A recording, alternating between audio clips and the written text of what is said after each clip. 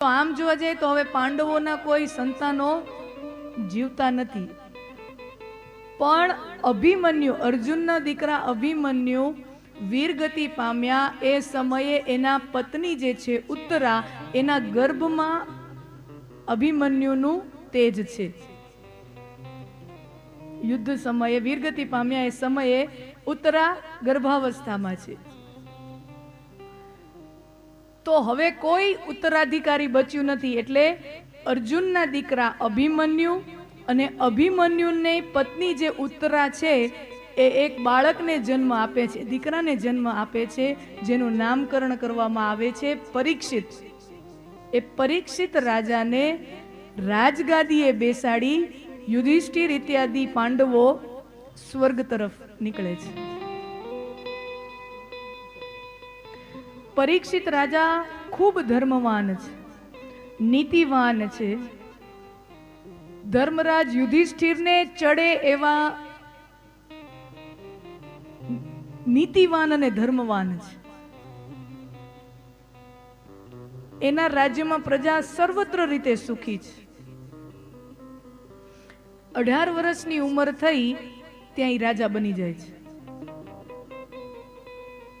પરીક્ષિત રાજાની ઉંમર ભાગવતના પ્રમાણ આધારે કહીએ તો 18 વર્ષની ઉંમર છે ત્યારે પરીક્ષિત રાજા તરીકે એનું રાજતિલક થઈ જાય છે. 20 વર્ષ સુંદર રીતે શાસન કરે છે, એના રાજ્યમાં પ્રજા સર્વત્ર રીતે સુખી છે. અને પછી ઘટના બને છે, ભાગવતમાં કથા છે, અને અહીંયાથી જ ભાગવત કથા આખો એક બહુ મોટો ટર્નિંગ પોઈન્ટ લે છે.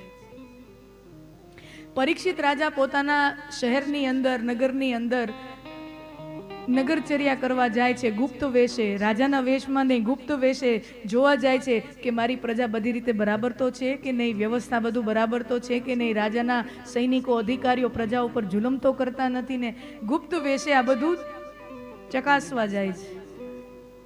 ગુપ્ત વેશે નીકળ્યા છે નગરચર્યા કરવા, અને ત્યાં શહેરમાં જુએ છે કે જાણે કોઈ એક રાજપુરુષ હોય, રાજવંશી હોય એવા વસ્ત્રો ધારણ કરેલો એક પુરુષ એક ગાયને અને બળદને લાકડીથી મારે છે. પરીક્ષિત રાજાને મનમાં આ દ્રશ્ય જોઈને કરુણા ઉદ્ભવી કે મારા રાજ્યમાં અમે તો ક્ષત્રિયો છીએ, અમે તો ગૌ સેવા કરીએ, ગૌ રક્ષા કરીએ, અને અમારા રાજ્યમાં આવો અધર્મ થાય? ગાયને અને વૃષભને મરાય છે. ઈ ગાય પણ કેવી દુબળી, પાતળી, કમજોર, અને ઈ વૃષભ એ કેવો એક પગ ઉપર ઉભેલો, બળદ એક પગ ઉપર ઉભેલો. મિત્ર, બળદને 4 પગ હોય, એક પગ ઉપર ઉભેલો બળદ, અને એના ઉપર ઈ રાજપુરુષ જેવો દેખાતો વ્યક્તિ લાકડીથી એને મારે છે. અને ત્યાં પરીક્ષિત રાજા આવે છે તલવાર લઈ, અને જે ઓલો પુરુષ છે એના ઉપર પ્રહાર કરવા જાય છે. અને ત્યાં ઓલો વ્યક્તિ સમજી જાય છે કે આ હસ્તિનાપુર નરેશ છે, આ રાજા છે. પોતાની લાકડી ફેંકી અને રાજાના પગ પકડી લે છે. શરણાગત છું, શરણાગત છું, રક્ષા કરો, રક્ષા કરો, શરણાગત છું, શરણાગત છું. હવે જો આ આખું જે બન્યું, આ વ્યાસજીએ સુંદર મજાનું એક રૂપક આપ્યું છે.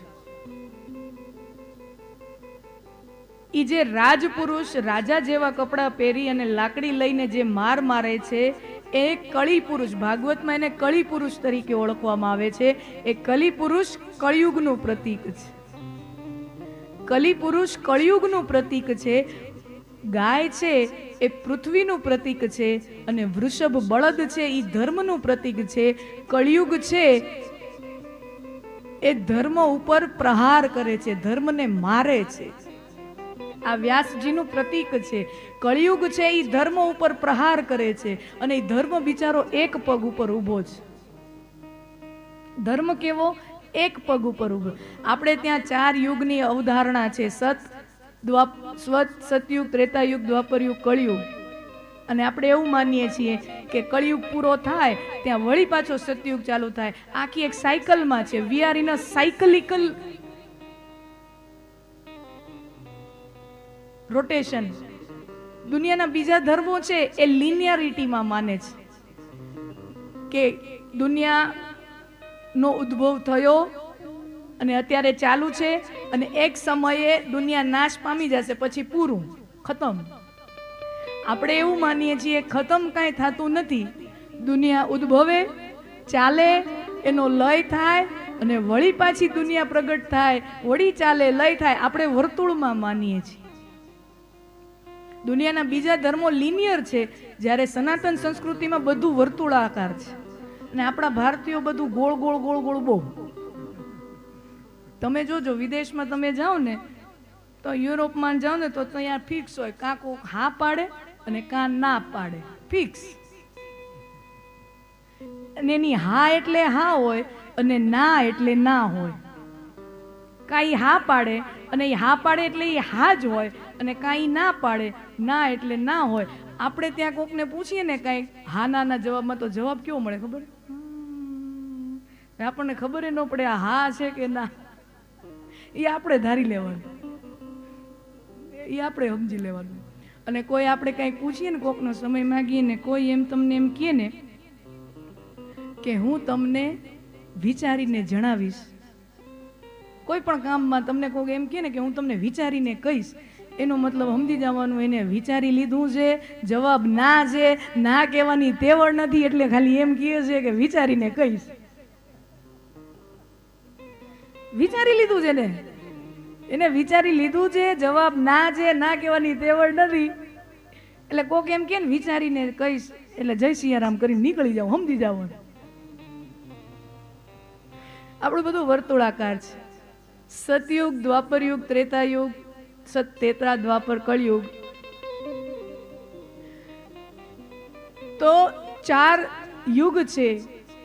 ધર્મના 4 પગ એ આ 4 યુગો છે.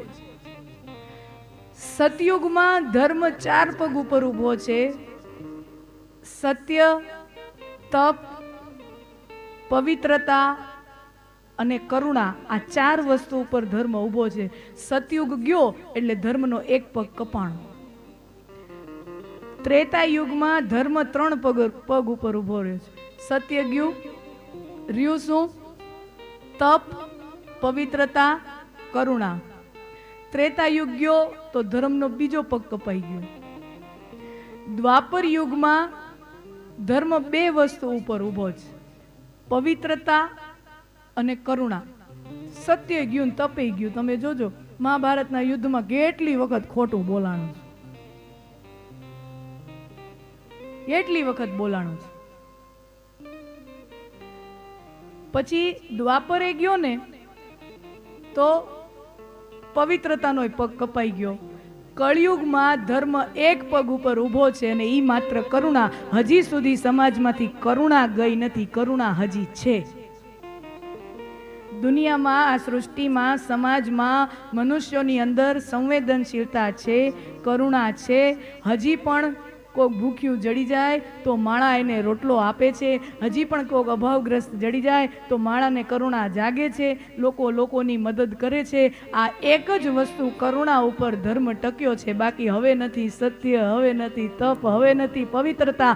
માત્ર ને માત્ર કરુણા ઉપર હવે ધર્મ કળિયુગમાં ટક્યો છે. અને આ કળિયુગ છે એ ઈચ્છે છે કે મનુષ્યની અંદર રહેલી કરુણાનો પણ નાશ થાય. એક પગ ઉપર ઉભેલો બળદ એને મારે છે, એનો મતલબ કે કળિયુગની ઈચ્છા એવી છે કે જે ધર્મ છે એની અંદરથી કરુણા પણ વહી જાય, માણાની અંદરથી કરુણા પણ વહી જાય.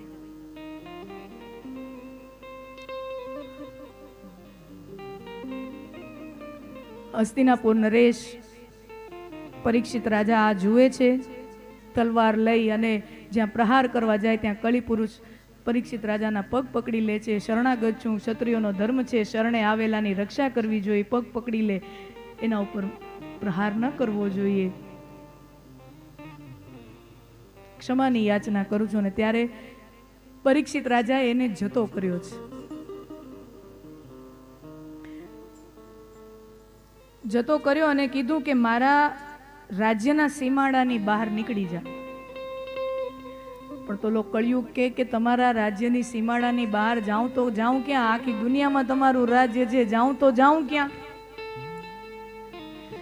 અને પછી પરીક્ષિત રાજાએ અમુક ઠેકાણા કીધા. હા, સાંભળજો, બહુ સાંભળવા જેવી વસ્તુ છે. પરીક્ષિત રાજાએ અમુક ઠેકાણા કીધા કે આટલી જગ્યાએ તારે રહેવાની છૂટ છે. કઈ કઈ જગ્યાએ? વ્યભિચારમ, જ્યાં વ્યભિચાર થતો હોય. સુરાપાનમ, જ્યાં દારૂ બનતો હોય, વેચાતો હોય, પીવાતો હોય. વ્યભિચારમ, સુરાપાનમ, ધૃતાલયમ, જ્યાં જુગાર રમાતો હોય. વ્યાસજીએ આ જુઓ કેટલી દીર્ઘ દ્રષ્ટિ રાખીને આ બધા સ્થાનો આપ્યા છે. જ્યાં વ્યભિચાર થતો હોય, જ્યાં દારૂ બનતો પીવાતો હોય, જ્યાં જુગાર રમાતો હોય.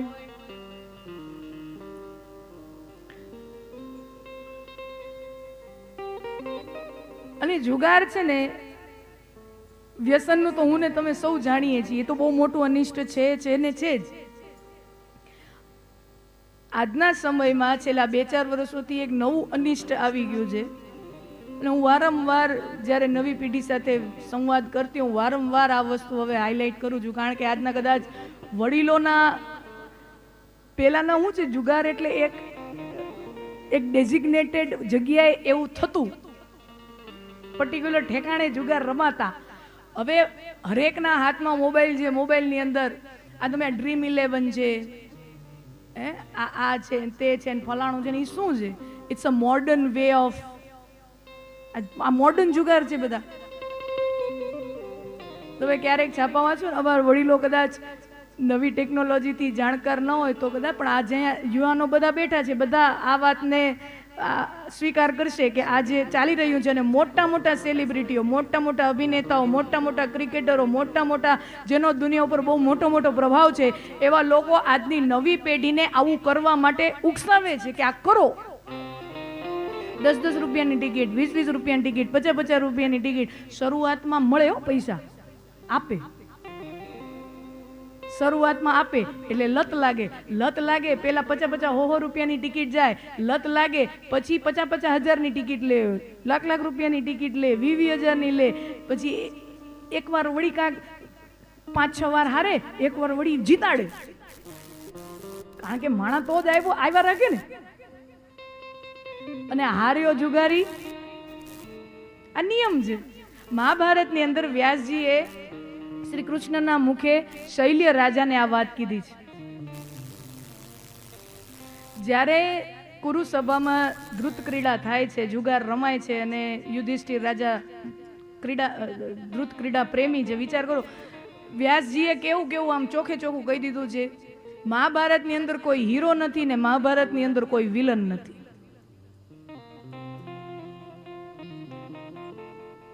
મહાભારતની અંદર કોઈ હીરોય નથી, મહાભારતની અંદર કોઈ વિલન નથી.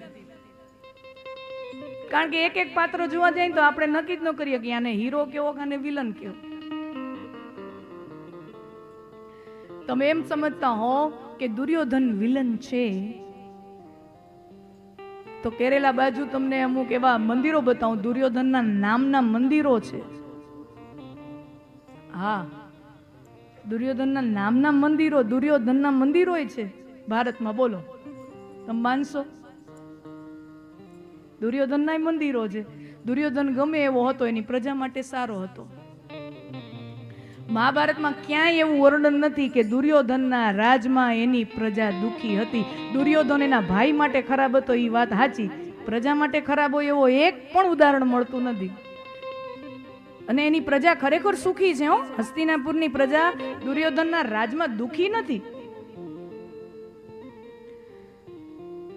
એને નાત જાતના, ઊંચ નીચના ઘણા ભેદભાવો દૂર કરવાના સમાજમાંથી ઘણા સારા કાર્યો કર્યા છે.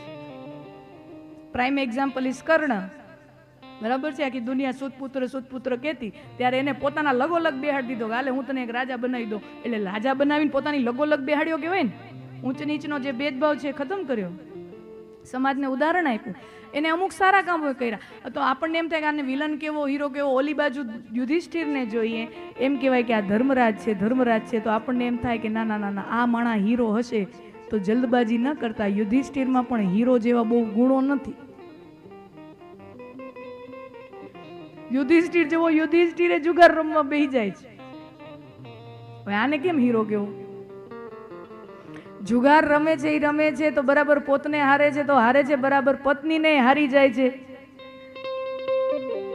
અને પછી આટલું બધું થયા પછી એ જ્યારે વનમાં વયા જાય છે 13 વર્ષ માટે, 12 વર્ષ માટે વનવાસ, 1 વર્ષ માટે અજ્ઞાતવાસ, બધા આપણે જાણીએ છીએ. ત્યાં યુધિષ્ઠિર રાજા ઢીલો થઈ જાય છે. એને વળી મનમાં વળી એવા વિચારો આવે છે કે હવે બધું નમતું જોખીએ, નમતું જોખીએ, હવે ક્યાં લડવાનું ને આ તે. ત્યારે યુધિષ્ઠિર પોતાની પત્નીનું આટલું ભીષણ અપમાન થયું છે, ઈ અપમાન પણ ઈ પી જવા તૈયાર થઈ જાય છે યુધિષ્ઠિર. વિચાર કરતો હવે એને હીરો કેવો કે વિલન કેવો? પોતાના પત્નીનું આવું અપમાન ઈ પી જવા તૈયાર છે. અને એમાં તો કેટલાય ઉદાહરણો આવે છે. મહાભારત में कोई हीरो नहीं है, कोई विलन नहीं है. It's all in grace, it's not in white and black. અને જીવન છે ને હંમેશા એવું જ હોય. મહાભારત આપણા જીવનને નજીકનું એટલા માટે લાગે કે આપણે આમ બધે જોઈએ ને તો એમ જ લાગે કે કોઈ 100% સારું પણ નથી હોતું અને કોઈ 100% ખરાબ પણ નથી હોતું. We are all in greys, we are not black and white. હા, હું ને તમે 100% સારા નથી. આપણે કોઈ દાવો હું કે તમે કરી ન શકીએ. મારા ને તમારી અંદર અમુક ખરાબ તત્વોય છે, પણ હાવ કઈ ખરાબ થોડી જી, બહુ સારા તત્વોય છે. એટલે આ જ સુંદરતા છે આપણા શાસ્ત્રોની.